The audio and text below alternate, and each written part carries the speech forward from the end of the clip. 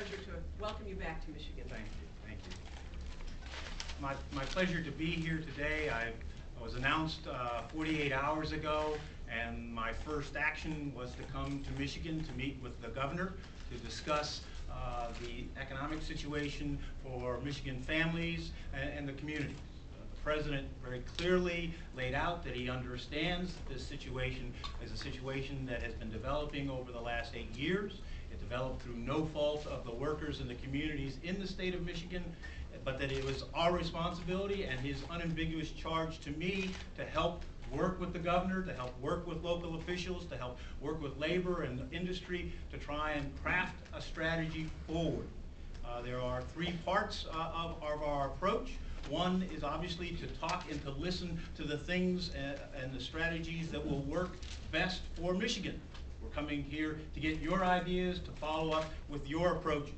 The governor laid out a very comprehensive agenda, an agenda which would focus on how to develop new types of jobs in environmental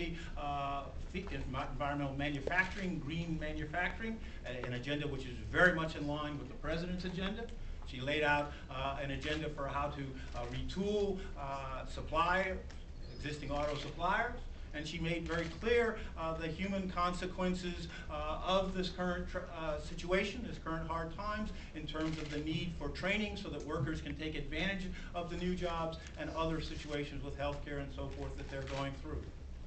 The second part of my brief is to try and make the federal government work for states and local areas and communities who are trying to adjust. And so my job is to help cut through red tape, to look at existing programs, to use the significant resources that were embodied in the American Recovery and Reinvestment Act, to use the resources which are part of the regular federal budget, and to think about whether there are new strategies, new pieces of legislation that may be necessary to help solve those problems.